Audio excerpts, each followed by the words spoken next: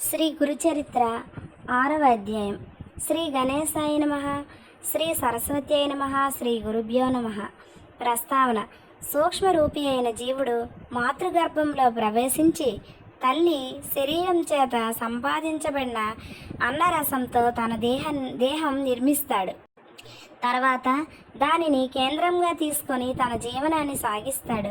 అలానే కేవలం చైతన్య స్వరూపుడైన పురుషుడు ప్రకృతి సహాయంతో ఈ సృష్టి రచన చేస్తాడు. అలా ఏర్పడిన మానవ దేహంలోని కొన్ని కీలక స్థానాలలో ప్రాణశక్తి ప్రత్యేకంగా కేంద్రీకృతమై ఉన్నట్లే ఈ భూమి మీద కూడా కొన్ని క్షేత్రాలు ప్రత్యేకమైన ఆధ్యాత్మిక శక్తి కేంద్రాలుగా ఏర్పడతాయి. వాటిని పుణ్యక్షేత్రాలు అంటాము.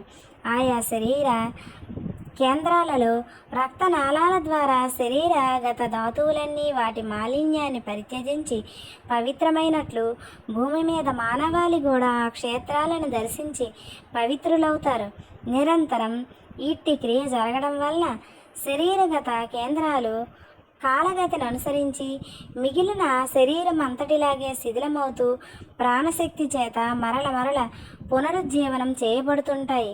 అలానే అసంఖ్యాకులైన మానవులను ఆధ్యాత్మికంగా పరిశుద్ధం చేసే పుణ్యక్షేత్రాలు కూడా కాలగతిలో మలినమవుతాయి.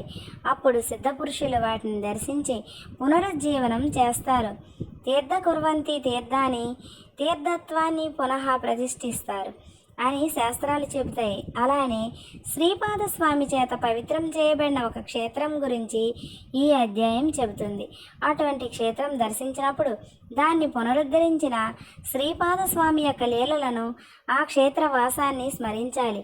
అటువంటి అవతార పురుషులు ఈ క్షేత్రంలో కొద్ది కాలం ఉన్నా అటు తర్వాత సూక్ష్మ రూపంలో వారు ఎల్లప్పుడూ అక్కడ ఉంటారని గుర్తుంచుకోవాలి. 6-7 అధ్యాయాలు ఈ విషయాన్నే వివరించాయి. కథారంభం.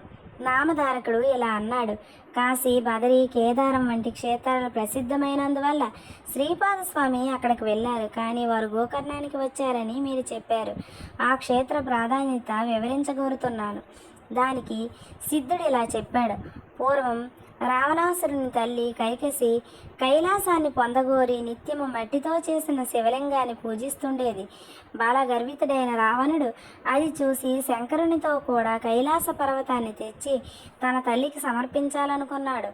అతడు అక్కడికి వెళ్ళి తన శక్తినంతా ప్రయోగించి ఆ పర్వతాన్ని నెత్తికెత్తుతున్నాడు. అప్పుడు భూమి కంపించిపోయింది. లోకాలన్నీ అకాల ప్రళయంలో నశిస్తాయని తలిచి అట్టి ఆపదను నివారించమని పార్వతీదేవి శివుని ప్రార్థించింది.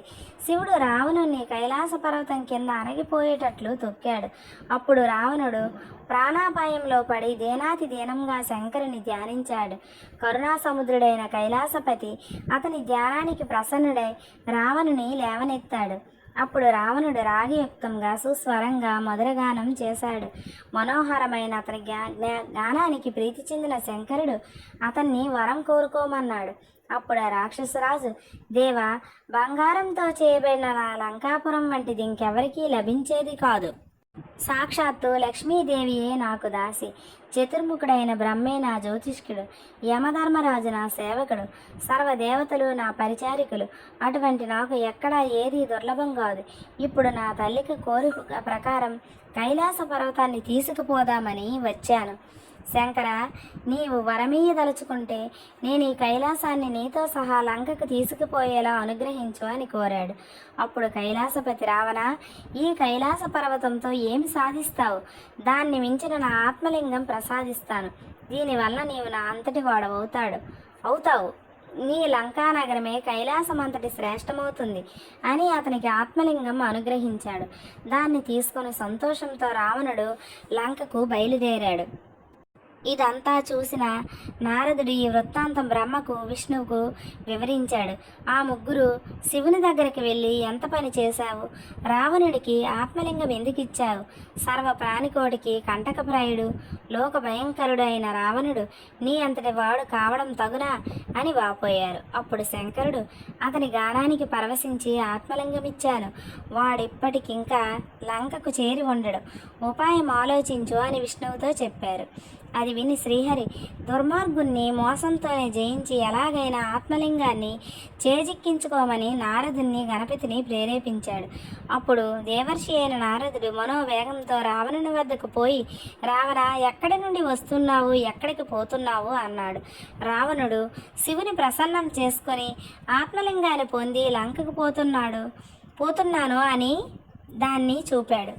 రావణుని మాటలతో ఏమార్చాలని నారదుడు, రావణ, పూర్వం ఒక భయంకరమైన జంతువు అడవి దున్నల అన్నింటినీ చంపుతుండేది. త్రిమూర్తులు దాన్ని వేటాడి సంహరించి దాని కొమ్ముల్లో నుంచి తలా ఒక లింగం తీసుకున్నారు. ఆ లింగాల్ని వారు తమ ఆత్మలింగాలుగా భావించారు. ఈ లింగం అలాంటిదే కాబోలు. ఈ శివలింగం ఎంతో పవిత్రమైనది, సాక్షాత్తు శివ సాయుధ్యం ప్రసాదించగలదు అని దాని ప్రభావం వివరించబోయాడు రావణుడు.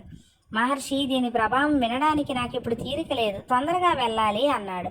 దేవర్షి, రావణ, సంధ్యా సమయం దాటిపోతున్నదే, నీవెలా వెళ్తావు అని అక్కడే కూర్చున్నాడు. ఇంతలో ఒక బ్రహ్మచారి వేషంలో గణపతి అక్కడికి వచ్చాడు. అతన్ని చూసి రావణుడు, నీవెవరు, ఎవరి పిల్లవాడవు, ఎక్కడికి పోతున్నావు అని అడిగాడు. ఆ బ్రహ్మచారి, నేను ఉమాశంకరుల పుత్రుణ్ణి, నన్ను పోనివ్వు, నిన్ను చూస్తేనే నాకు భయమేస్తుంది అన్నాడు.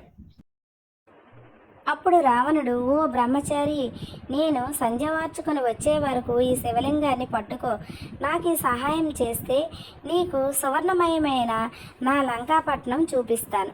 నీకు ఇష్టమైతే అక్కడే హాయిగా ఉండవచ్చు అన్నాడు. ఆ వటువు, అమ్మో, ఇంత బరువైన శివలింగాన్ని నేనంతసేపు మోయగలనా? అయినా రాక్షస నివాసం చేత భయంకరమైన లంకాపురికి నేను రాను బాబు అన్నాడు. రావణుడు ఆ బ్రహ్మచారిని ప్రాధేయపడి శివుడిచ్చిన ఆత్మలింగాన్ని అతని చేతిలో పెట్టి సంధ్యోపాసనకై సమీపంలోని సముద్రం వద్దకు బయలుదేరాడు. ఆ బ్రహ్మచారి, రావణ, దీనిని మోయలేనప్పుడు ఎలుగెత్తి 3 సార్లు పిలుస్తాను, అప్పుడు నీవు రాకపోతే దీన్ని ఇక్కడే స్థాపిస్తాను అన్నాడు. రావణుడు పక్కకు వెళ్ళినదే తడువుగా గణపతి అతన్ని 3 సార్లు పిలిచి అతడు రాని కారణంగా స్వర్గంలోని దేవతలందరూ చూస్తుండగా హరిని ధ్యానించే ఆ లింగాన్ని భూస్థాపితం చేశాడు. తర్వాత రావణుడు తిరిగి వచ్చి పట్టరాని కోపంతో లింగాన్ని పెకిలించాలని చూశాడు. భూమి కంపించిందే గాని ఆ లింగం కొంచెమైనా కదలలేదు. అందుకే దాన్ని మహాబలేశ్వర లింగం అని పేరు వచ్చింది. అది ఆవు చెవి ఆకారాన్ని పోలి ఉండటం వల్ల ఆ క్షేత్రానికి గోకర్ణమని పేరు వచ్చింది. నామధారక దాన్ని భూ కైలాసం అనవచ్చు. అక్కడ శివుడు సపరివారంగా నివసిస్తాడు. అందుకే అది సజ్జనులెందరికో ఆశ్రయమైంది. అక్కడ దేవర్షులు కూడా నివసిస్తారు. ఆ క్షేత్రంలో దేవర్షులు, రాక్షసులు, మానవులు, చివరకు పశు పక్షాదులు కూడా శివుని అనుగ్రహం వలన తమ అభీష్టాలను పొందారు. అంత పవిత్రమైన క్షేత్రం వేరొకటి లేదు. శ్రీ దత్తాయ గురవే నమః. శ్రీ శ్రీపాద శ్రీవల్లభాయ నమః. శ్రీ నృసింహ సరస్వత్యై నమః. ఇక్కడతో గురుచరిత్ర 6వ అధ్యాయం పూర్తయింది. ఇక నెక్స్ట్ వీడియోలో 7వ అధ్యాయం గురించి చెప్పుకుందాం.